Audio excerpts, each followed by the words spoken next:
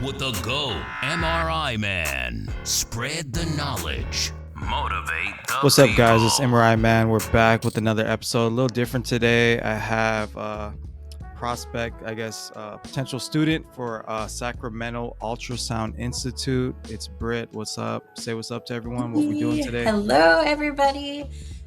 So, as part of my application process, I need to do some interviews.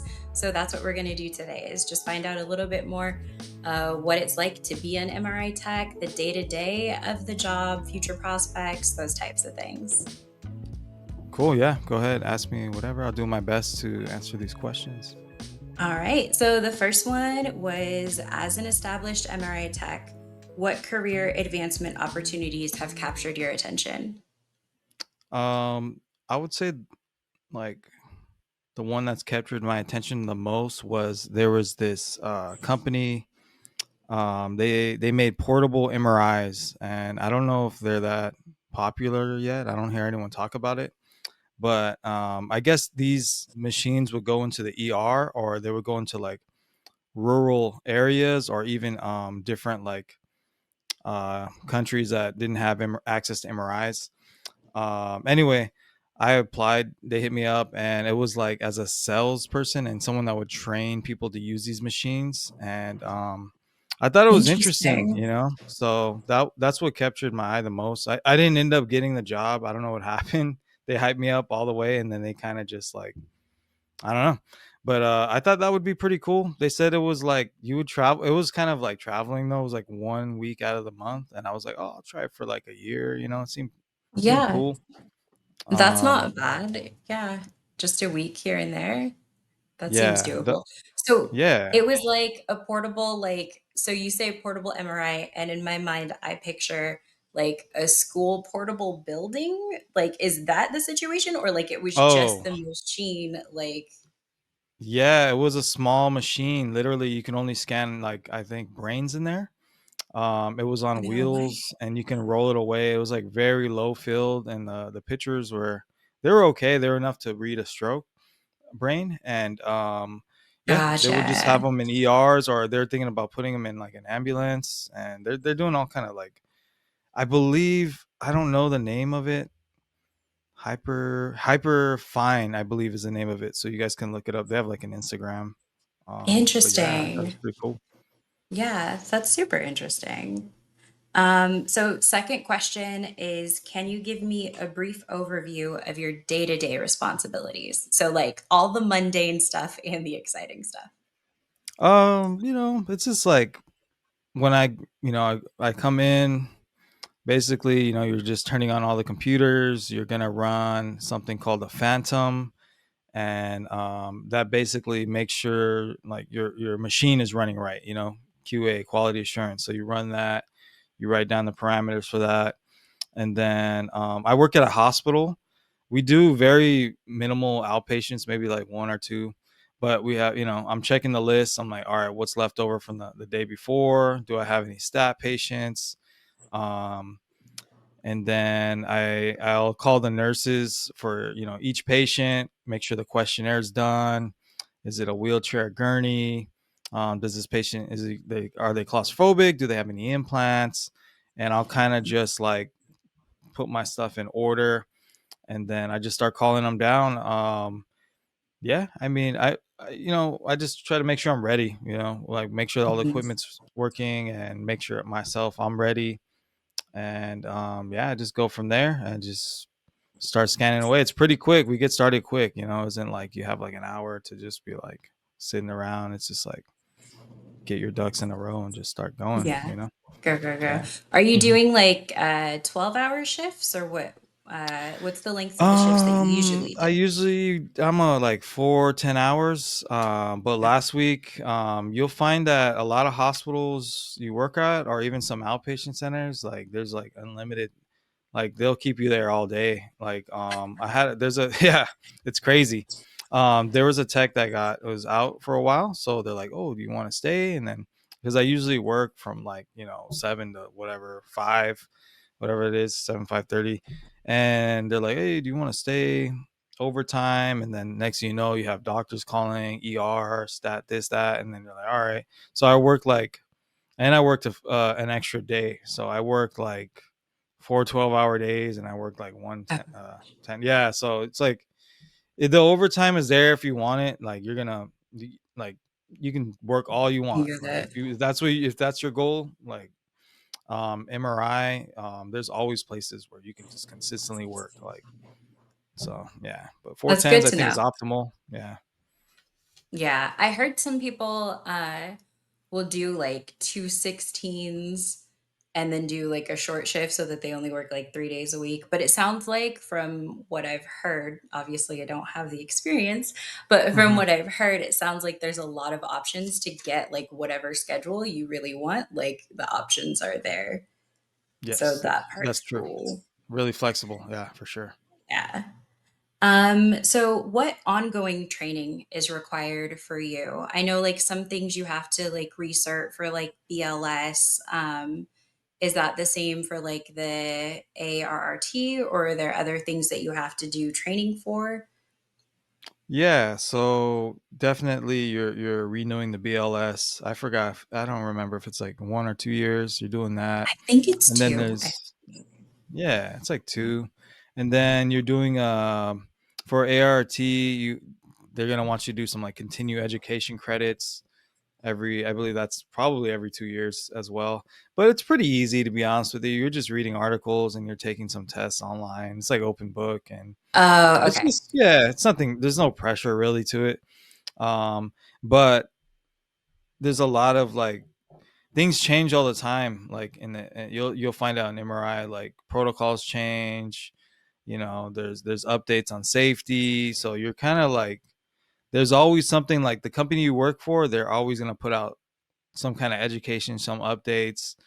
Doctors will hit you with different scans or parameters. So you're kind of just still learning along the way about different like pathology and like anatomy. So it's kind of up to the tech themselves too, of like how good do they want to be?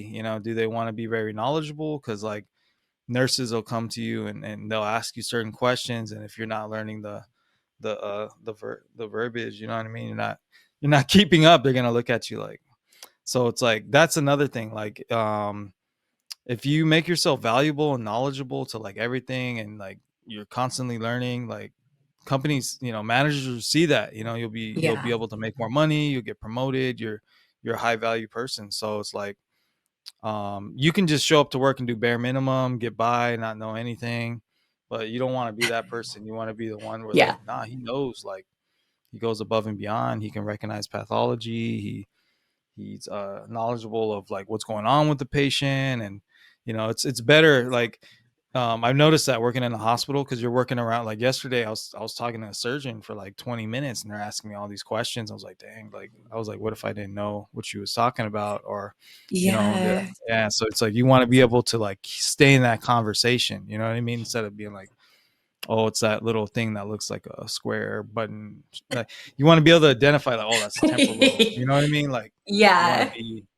That's just how I Having want an to be. Like, educated I don't want to conversation. be looked at like, yo, this guy don't know what the hell he's talking about. Because like one day, you're stacking all this knowledge, and one day you're gonna have more opportunities. But hey, you want to Yeah. be a director, or you want to help protocol, like, so, yeah. Definitely. That's Hmm. some sound advice for sure. Let's see. The next question. Which skills, whether you learn them in school or they're just your own inherent skills, but which skills have proved to be the most crucial to your role as an MRI tech? I think at this point is just like patient care, not like veering off too far from that, because I feel like we can, especially when it's busy, you can get caught up in just like throwing them in there, getting mad if they can't finish the scan. And it's like sometimes you got to slow down and like, yo, this is a patient right here. Like this can be someone's mom, someone's grandma. And then just being able to make them comfortable, position them correctly. I think that's like the most important thing. And then MRI safety, a lot of people when they got a year or two in, they start to like get a real relax on MRI safety, and it's like you got to stay on that like constantly. And then Something you I don't think you learn in school is like just remaining calm and just because everybody has a lot of things going on in their life outside of life, and then you go to work, and you know just being able to stay cool and calm. There's like 100 ways to do that, but I think that's the main thing. Like if you can keep a cool head, because you're gonna get tested for sure. Yeah. Yeah, no, definitely. Which this question isn't one of the ones on my list, Mhm. but while we're Yeah, sure. talking about it, what tips do you have for dealing with patients who are dealing with claustrophobia? Oh, okay. So that's going to be like one of your best skills. Like, so you were talking to a patient with claustrophobia.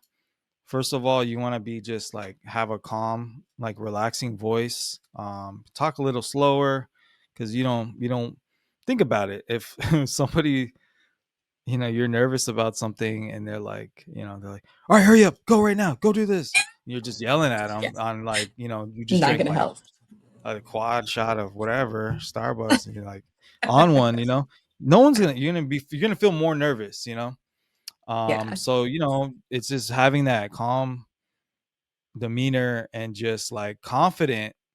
You got it. The confidence has got to be there, because if somebody's like, I don't know how long, well, and like if you start, that makes a patient nervous too. Like if you go to the dentist and you're like, hey, can you do this? I don't know, maybe. And then you're like, that makes me nervous. So it's like you kind of gotta like yeah, picture that. And then okay, so like you can give them a blindfold. If your machine has music, give them music. You give them a button to yeah. squeeze if they have to get out. Constantly talking to them. And another big thing is like small talk, breaking the ice. The I say the same thing almost all the time. Like, oh, do you have any pets? Do you have any kids? Did you grow up around here? Are you local? Oh, and just kind of go from there, because people like to talk about themselves. If they're older, be like, oh, what kind of work did you used to do? And they'll just start going off. And then sometimes you got to take if I know some people are rushing in these outpatients, but if you got like a little bit of time, like 5 minutes to break the ice and make them feel comfortable, Yeah, that's huge. And then of course we have sedatives or medications like Valium or Ativan or Xanax. There's also that. There's open MRIs. But making them feel comfortable is like the best like thing you can do. Being able to have that kind of skill, talking to someone, just like looking them in the eye, and just you can bring a family member in there to stand with them. But that's a big part of the job. I mean, it's something that you have to work on, and really care about the patient to be able to do that. Not everyone's able to do that. So, yeah. I feel like as a like when I finally do get to be an MRI tech, I feel like that part will be difficult when you have everything mhm. else swirling in your head of like, okay, is this positioned right? I've got to do this scan. I have this time schedule that I'm on. Like it can be really easy to disregard patient needs. So I think that's very useful advice of like slow it down a little bit and like just give them some time so that they can be calm and you can actually have a successful scan. Have Mhm. you ever had anybody who had to stop while they were doing Oh, the scan? every day, every day. I mean, Really? there's got to be like one or two. Yeah, for sure. Yeah, No they way. have It's to that stop. bad? And oh yeah, like some days I feel like it's more than others, but yeah, definitely there's people that come in, because you got to think about it. People are nervous about various things. They have past traumas. They're nervous about what's going on with them. Do I have a tumor? Am I Yeah. dying? Do I have a mass? They're withdrawing from drugs. There's a whole list of things. They drank too much coffee that day. They drank a Celsius. You gotta go. You know what I Yeah. mean? So it's like yeah. So it could be anything, man. Like, so we just gotta like slow it down. You know what I mean? And Yeah. that's what, negotiator, man. Basically, like you're kind of like a little therapist in there sometimes. And Yeah. sometimes you gotta just give them a little motivation, or like, hang in there. You got this. I don't know if you're religious. I mean, joke with them. Some people you can joke with. You can get it off the rip. You're like, oh, this guy's like, he's already telling me little jokes, and so you can joke with them, make them laugh, and yeah, I try to make that little connection with them, because people are probably gonna remember this for the rest of their life. Because I remember getting X-ray when I was a kid and just like being nervous, and so it's like people. it is an experience going into an MRI. A tube, like when do you ever go in a tube like that? And now it's loud and like Yeah. you're waiting 2 weeks to get this scan, or you're coming into the ER, your whole right side's hurting. You're doing all the chat GPT, you're like, shit, I'm dying. Like, you know what I mean? Yeah. It's like it's scary, man. I mean, I've been a patient Yeah. too. You just don't know. And you're like, oh, it's just gas. All right. So Yeah. yeah, man. So it's crazy. Let's see. Okay, next question is what aspect of the job has caused the most workplace stress for you? And do you feel like schooling prepared you for that? Oh man. School has did not prepare you at all for this, man. I think Good to at know. all. Zero. Zero. Oh Um, boy. Nothing, man. Nah, nothing. Dude, the only thing that's gonna prepare you is like by talking to people, like other techs, Yeah. like you're doing now. Like that's the only way. And so I mean, I can give you like a scenario, like there's times where I had to walk outside and just like question my whole Oh life. It's like no. what am I, Tell me yeah, what dude. happened. Yeah, yeah. Well, it's happened when I first started getting into the hospital. So I got in, and it was like maybe first year or whatever, and like it was just backed up. I was slammed. It was like 20, like a stack of like 20 patients. And then you got all kind of stuff going on, man. Like, okay, you got two implants to verify, you got this like pacemaker, you got this brain simulator, and then you have doctors and nurses calling you. You have a doctor like, oh, Hmm. my patient's stat, you got to scan them right now, this is ridiculous, they've been here since yesterday. But then you have an ER coming in, they're like, oh, they just had a stroke, you need to scan my patient. And then you got a nurse calling you like, when are you going to get my patient? So it's like your phone's ringing off the hook. And then they're like, it can just be so many things. And you have this anesthesia case, it's taking too long, it's like an hour long. And then the other tech's not coming in. Oh, um shit. so you're just there and you haven't taken lunch, it's like 1 p.m, you're like shaking, you got no snacks, you know what I mean, Hmm. you're Yeah. dehydrated, you got to use the bathroom. And then you got that other the nurse that's helping you for the day, she's just in the back room like, oh man, what are you gonna do, and you got an assistant, he don't know, he don't care, he used to work at Starbucks, he's like, he don't care. Yeah. So it's like, it's like that, and you're just stressed out, dude. So you just Yeah. go outside, and you just like take a Man. breather, and you're just like, you know what, I'm only here for this amount of time, and I just got to try to survive and get back. And then so yeah, that's probably like some of the, like when it first happens to you, you're gonna have, you're gonna get stressed out. I don't know, everybody handles their stress differently. And then if you're drinking like a energy drink, start having anxiety or something, a little anxiety attack or something, you're tripping. You know what I mean? And it's like it's a trip. And yeah, I Yeah. definitely had to take a few laps around the freaking hospital and just take a breather. But other things Yeah. outside of work will help you with that, like for me, I like to exercise a lot. I do like martial arts, I train jujitsu. And you gotta like I feel like you have to do something hard outside of work to make work easier. Cause like I work out so hard and I do like this training, this jujitsu, and it's like I go to work and I'm like, well, ain't nobody trying to choke me out here. Like, you know what I Right. mean? Like, this is easy. Like, like Yeah. what's gonna happen to me here? Nothing. So it's like you release all that energy, that stress, working out, doing whatever, or whatever, having fun, and then you go to work. But if you just work, and this happens, and then I feel like you just have to have a strong mentality of just how things are, man. Like you're gonna get backed Mm. up. There's only one machine. You're only one person. You can only work for so Yeah. long. You have to have that mentality going in, because they'll start all attacking you. But at the same time, you got to tell your manager and be like, hey, you got to get some of these people off me. Let them know that, you know, who do you want me to scan first? That's what I told the hospitalist. And I Yeah. was like, who do you want? You put it on them. You're like, hey, who do you want me to scan first? I don't know. I'm like, either way, someone's going to be mad. So what's the most important Yeah. one? And just go from there. But, it depends on how you handle this. And then it just makes you stronger. Now, I was backed up all last week. I did not give a damn, dude. We were laughing in there. We were playing, like, we are doing serious work, but at the same time we're having fun. Um, Yeah. so now it's like, they call me like that and be like, hey, like I said, if it's that, order it's that, but we're gonna do what we can. I'm already on overtime. So, but yeah, dealing with that, some Yeah. people crash or burn. So it's like I've seen people just totally fold and just leave, quit. Like I can't do it. So Yeah. it's like, you know, yeah. That So that's sucks. that. I'm not trying to scare you Um, guys. That's the worst it can get. yeah. I'm telling you, okay? That's the worst it can get, but it's not always No, like that's good to know. And like that. for me personally, I'm like, oh, that's no problem. Like that's every job that I've ever had. Granted, I wasn't working in the health field previously, but Yeah. all of my jobs have been like super high pressure, Busy. get this done, people All coming at right. you from this way, customers coming at you from that way, management, district manager. And it's There you go. like, yeah, you just take a second, process everything, and I do best working off of lists. So, and it seems like everything's already in a list in the system for you already, right? Like on your computer, Yeah, all your stuff for the day is like already there. So, yeah, I mean, exactly. like you said, I like your point though about doing something harder than work outside of work so that work Yeah, seems like a cakewalk. Like it helps that you. is really solid advice. Yeah, just like when Let's you're a kid, you play sports and stuff like that. That prepares you, for life. Yeah, You had to make definitely. the team. You had to, discipline. Yeah, You you know what I got to mean? push So yourself. Yep, exactly. yeah, Let's see.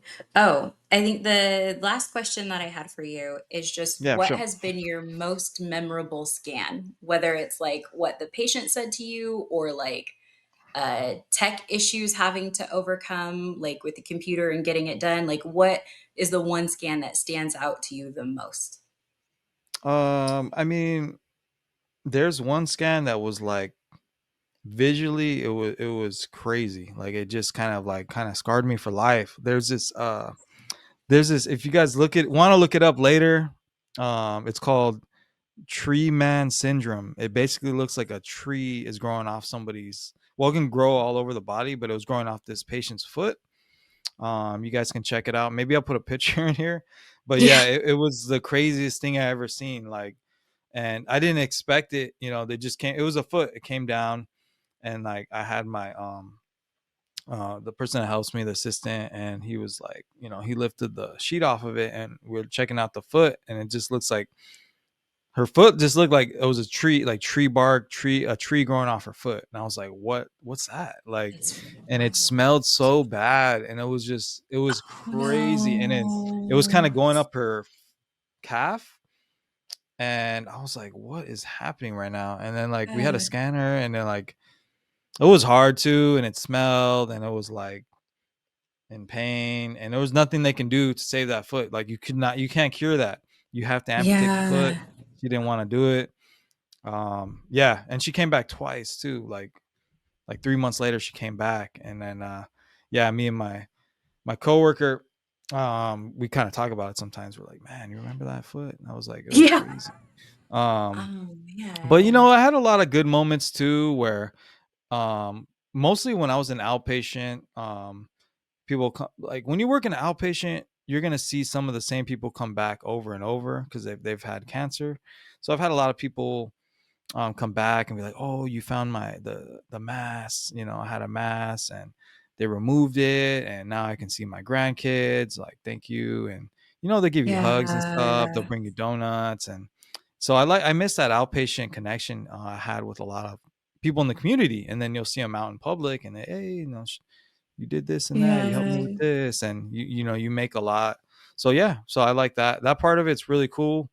Or if you get someone through a tough scan, you're gonna be hugging a lot of grandmas out there. You know what I mean? Yeah. So so yeah, Everybody it's loves cool. warm grandma hugs. Yeah. Yeah, man, they're the best. So and they'll That's pray for you and stuff. So it's awesome. cool. Yeah, it's a good feeling. So you might see some traumatic stuff, but you get used to it. Or you're gonna see some things. You're gonna smell some things, some interesting, some crazy smells working in a hospital. So if you have a sensitive Yeah. nose, good luck. I mean, I guess you can wear a That's mask, but so, yeah. it's all these things you get used to, the blood, the vomit, it's Oh it's part of the no. game. I mean, outpatient's cleaner, but yeah, you're definitely gonna see some blood, some pee. Yeah.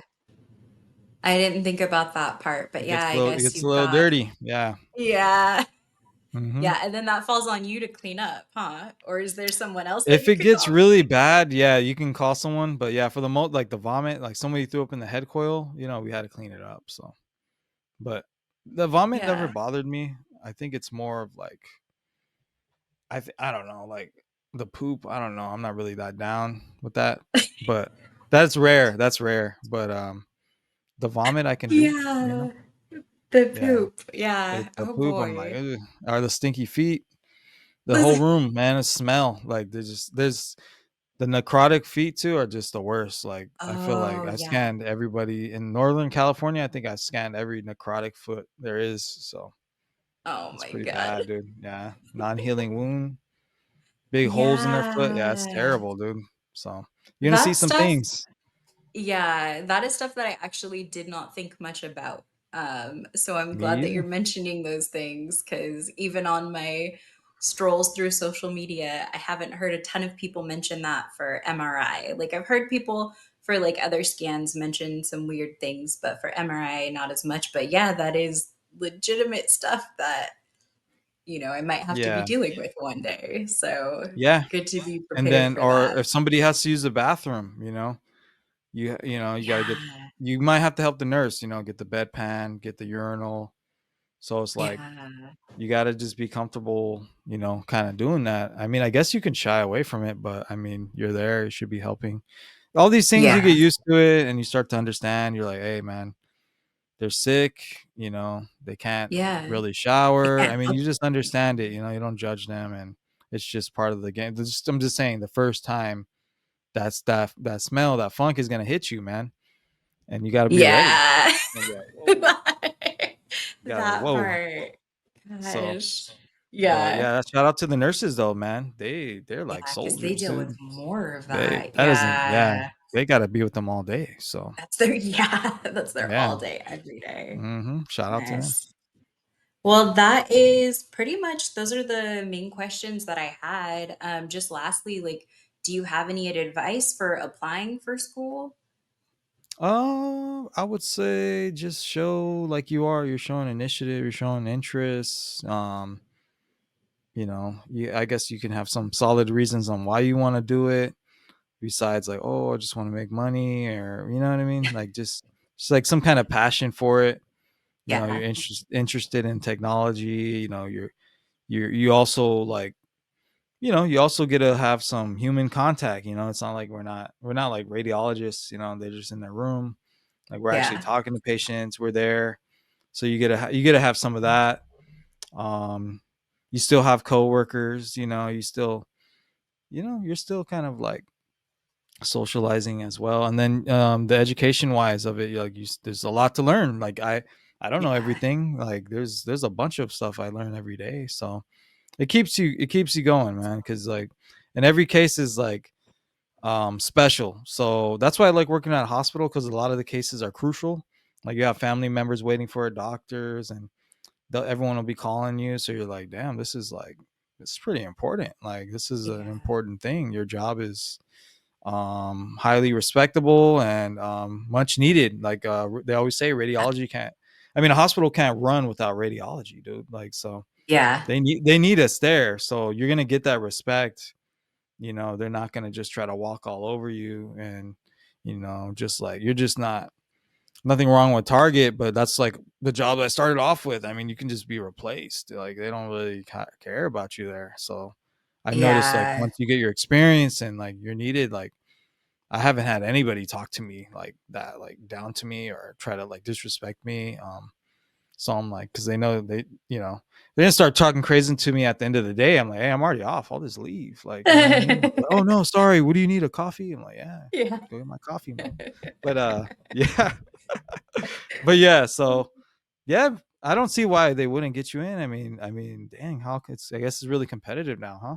To get in. I mean, it seems like so in Sacramento, at least, there's like two of the bigger like private schools, Gurnick and Oh Sacramento yeah, yeah. Ultrasound Institute. And so it's like the two of them, I'm planning to apply to both of them. SUI is my preference. But honestly, I'll take what I can get. I'm Yeah, not going to be for real. mad. Like if I can get accepted to either one, I'll be happy. But no, I think I just like get into my own head a little bit about like just worrying about rejection. Like I've been trying to get into the medical field for a minute, Oh man. and trying with entry level jobs is just like a no go right now. Like, Man. even with all the facilities that they're building in the Sacramento area, like UC Davis is expanding.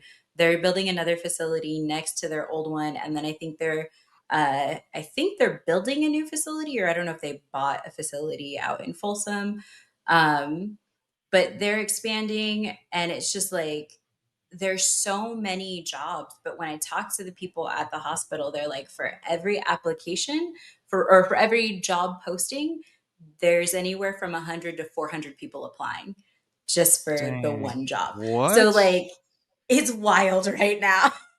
Are you It is kidding me? absolutely wild. So it's like I've been applying for, I think, since February, for any kind of just entry level Just hospital stuff. anything. Yeah, like Yeah, just transporter or anything. whatever. Food service, yeah, transporter, food service, laundry helper, Oh my um, god. yeah, EVS, like all of it.